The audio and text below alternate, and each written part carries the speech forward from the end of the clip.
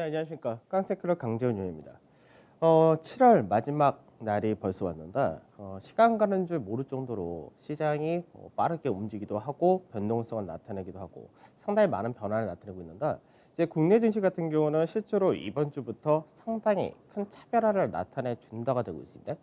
여러 가지 배경이 있겠지만 실질적으로 국내 자체적으로 정책적인 부분도 있지만 그나마 코로나의 영향이 제한적이다라는 부분이 가장 크다가 되는데 이제 어느 정도 국내 기업들의 대표 실적도 어느 정도 마무리가 되어가는 그런 양상이 있습니다.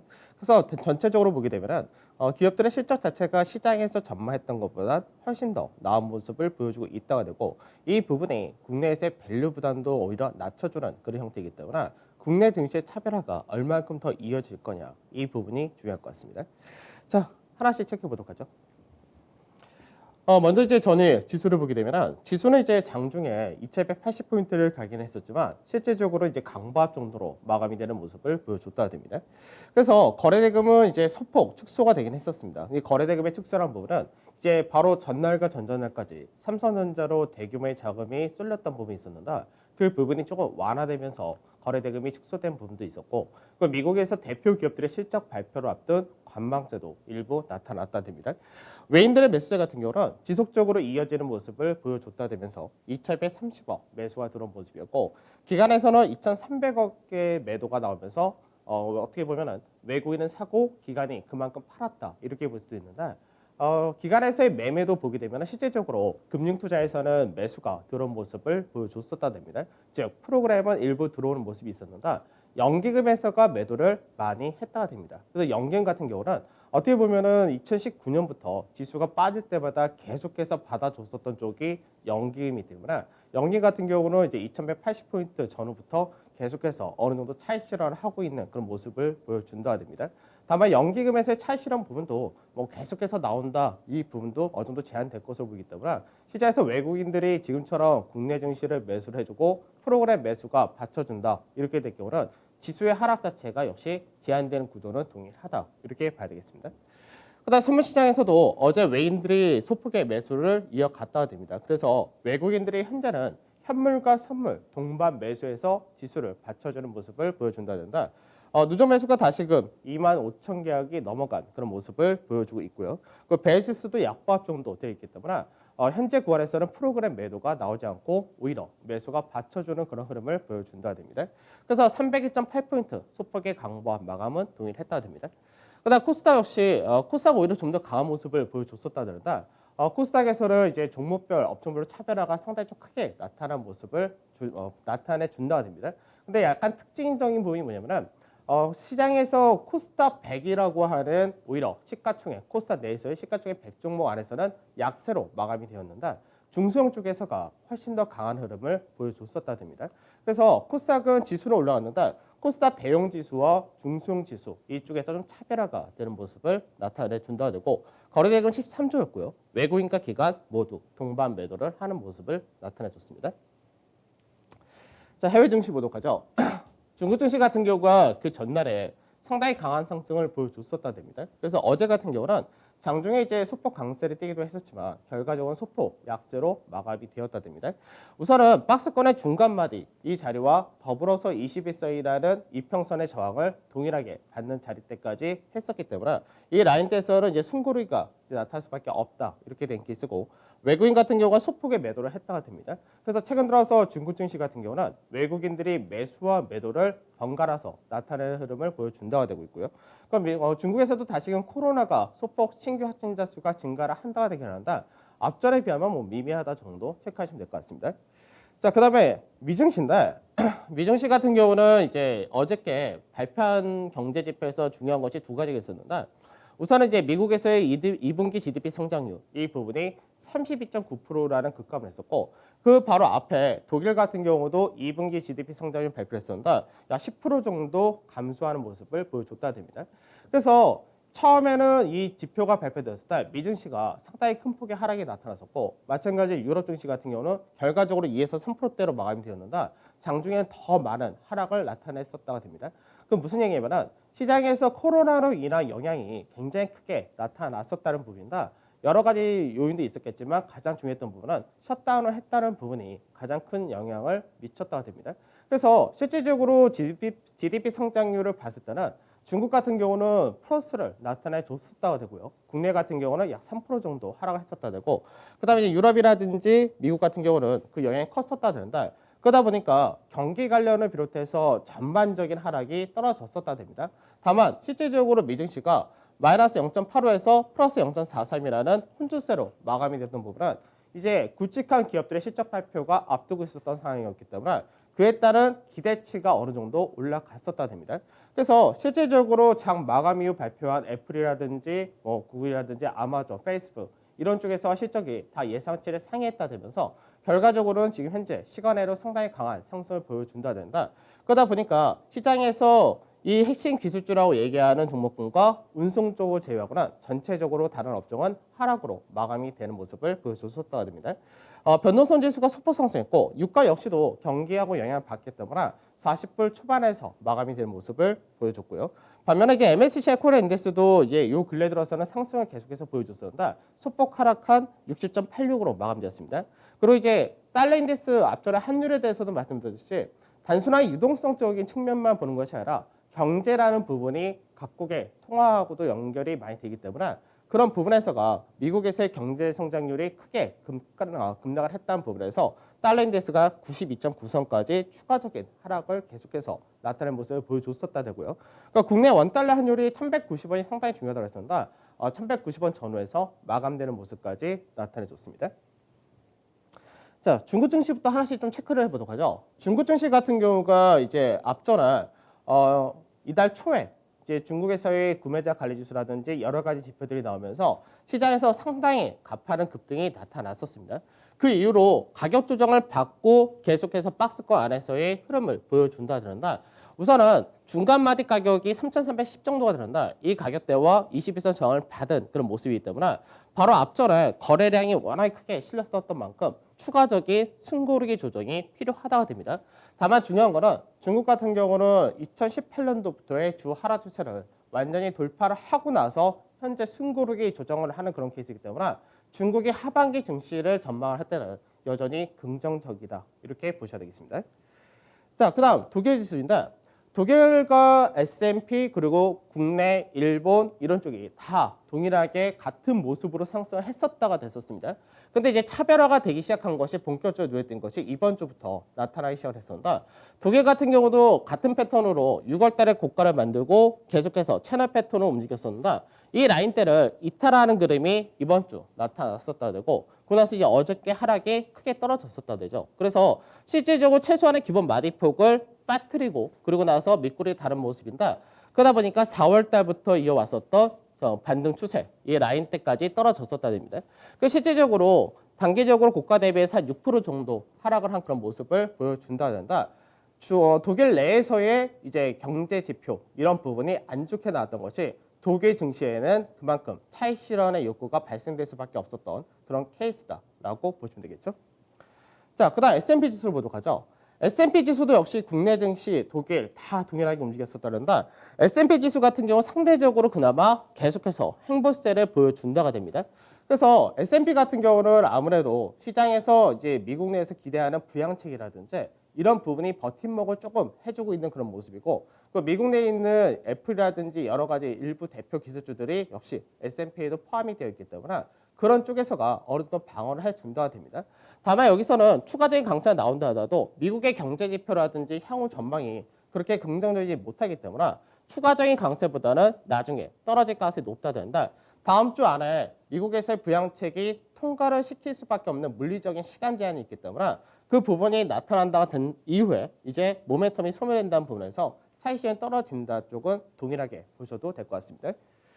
자, 그다음에 나스닥 지수인데 나스닥 같은 경우는 실질적으로 이제 지난주부터 약세가 상대적으로 나타난 모습을 보여줬었다 됩니다. 그래서 최근 들어서는 박스권의 흐름을 그대로 보여주고 있었는데 이제 오늘 같은 경우 미국에서의 이제 시간의 상승을 보게 되면은 오늘 미증시가 추가적인 강세가 가능하다가 될 것 같은데 그렇다 하더라도 상단 자리를 넘어갈 만큼의 모멘텀은 나타나지 못한다 되기 때문에 결국 다음 주나 다다음 주쯤 추가적으로 이제 박스권 하단을 이탈할 흐름이 전망이 된다. 이 부분은 동일할 것 같습니다.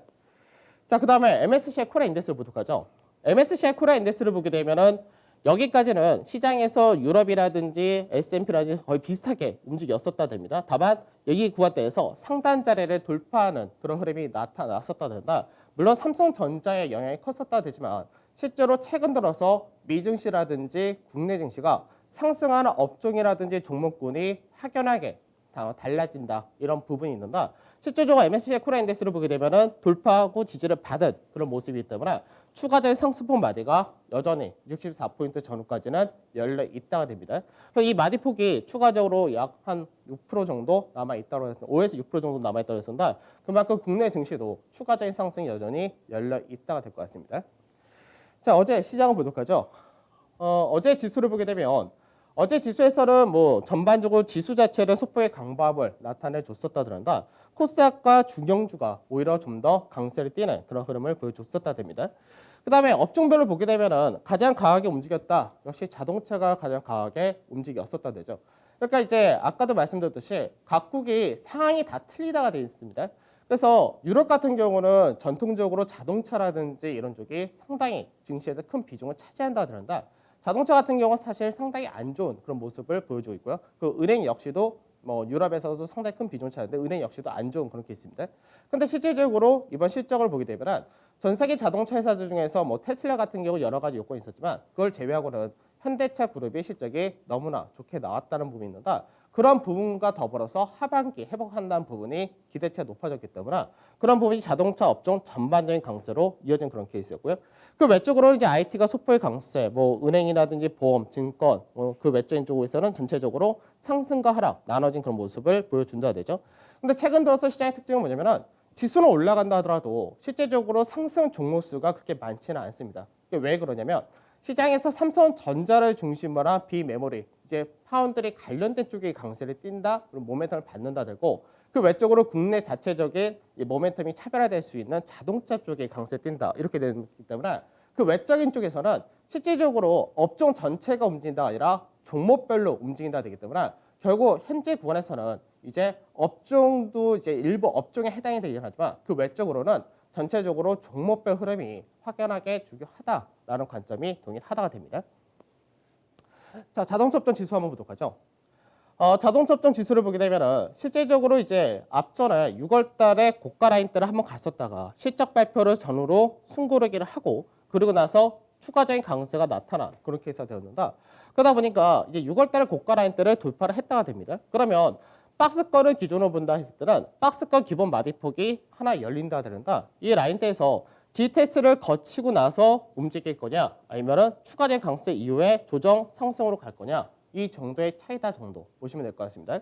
그래서 자동차 업종 지수로 볼 때가 한 1500에서 1553까지 열려 있다 되기 때문에 이 폭마디가 15에서 20% 정도 된다는 부분에서 자동차 업종 자체 지수가 15에서 20%면은 종목별로는 추가적인 강세가 나오는 거는 그보다 더 큰 상승이 조금 더 나올 수 있다 정도 체크를 하시면 될 것 같습니다. 그래서 자동차 같은 경우가 시장에서 굉장히 비관적이었던 부분이 많은데 실적 발표 이후에 적극적으로 제일 많이 매수한 쪽이 기관이라 이런 쪽을 생각한다면 시간은 시장 자체에서 수급적인 부분과 향후 기대치가 높다로 보시면 될 것 같습니다. 자, 수급을 보도록 하죠. 수급을 보게 되면 우선 외국인들 삼성전자 꾸준히 들어온다 변동이 없는 케이스인데 다만 규모 자체는 조금 축소가 된다가 됩니다. 그 다음에 하이닉스가 어제 장 마감이 한 1시간 정도 놔둬놓고 오후장부터 이제 외국인들의 이 매도에서 매수로 전환하는 흐름을 보여주고 기관 역시도 매수가 들어오면서 동반 매수가 나타났다 됩니다. 그래서 사실 지금 현재 삼성전자가 추가적인 강세가 강하게 나타났던 부분은 이제 파운드리에 대한 성장 그 기대감이 커졌다가 되는데 하이닉스가 사실 그 부분이 약하다 됩니다. 그래서 상대적으로 하이닉스 주가 같은 경우가 삼성전자 대비해서 확연하게 약하다가 되어 있는 케이스인데 이제 어제 같은 경우는 동반 매수 일부 들어왔다 정도 보시면 될 것 같고요. 그다음에 네이버도 실적 발표를 했는데 실적은 사실 예상치 소폭 상했다 정도 수준이 됩니다. 다만 이제 매출의 성장이라는 부분이 여전히 기대치가 높다 이렇게 하는데 그 기대치만큼 주가도 많이 올라왔기 때문에 주가 자체가 앞전의 고가를 강하게 상승 돌파하는 쪽은 약간 제한되지 않을까 이렇게 전망이 되고 그리고 세트리온 같은 경우도 장중에 이제 하락이 좀 커지는 모습을 보이다가 이제 영국에서 코로나 관련되어서 임상 실험 승인이 되었다. 이런 부분이 모멘텀으로 강세에 좀 뛰는 모습이었고요.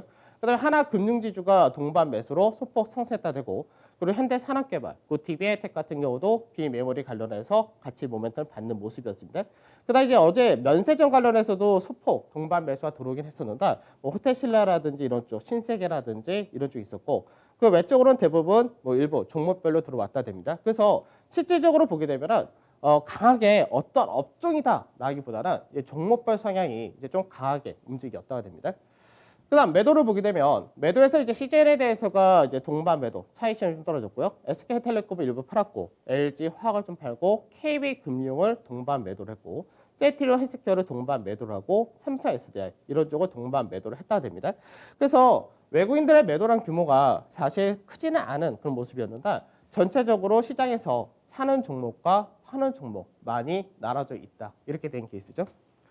자, 기관에서 수급도 부족하죠. 기관에서는 이제 SK텔레콤을 샀고 그다음에 현대차, 만도 이렇게 해서 자동차 쪽에서가 역시 기관에서는 매수가 좀 더 강한 모습을 보여준다 됩니다.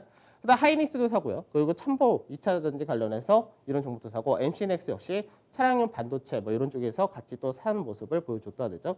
그다음에 비메모리 관련해서 네페스도 역시 매수 들었고 신세계라든지 이런 내수 유통 면세점도 동일하게 들어온 모습을 보여줬다 됩니다.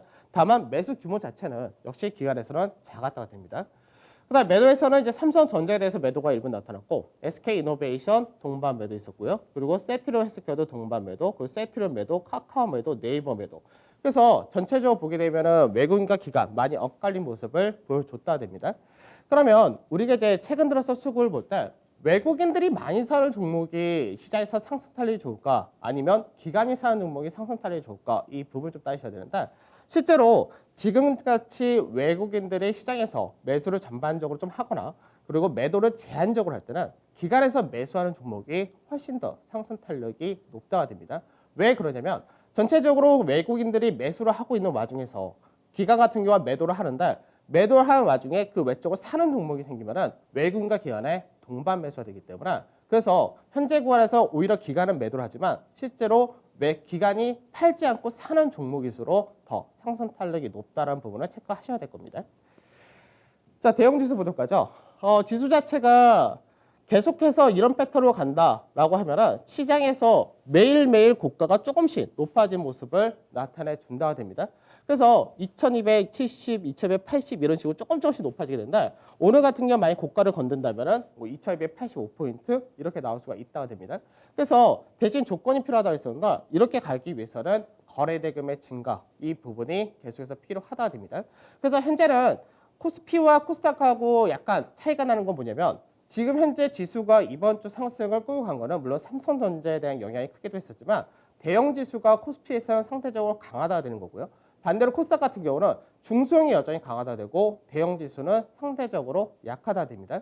그래서 이런 부분도 마치 수급적인 부분에 따른 영향도 상당히 크다라고 볼 수 있는데 외국인들이 우선은 거래소에서 산다가 되고요. 기관 같은 경우는 시장에서 실적 발표를 전후로 해가지고 시장에서 더 많이 사야 될 녀석들, 그러니까 앞전에 많이 팔았는데 비중을 더 늘려야 되는 쪽과 많이 사놨던 쪽에서 비중을 줄여야 되는 쪽 나눠지기 때문에 기관 같은 경우는 한쪽에서 팔고 다른 쪽을 사는 그런 과정이 좀 나타난다 됩니다.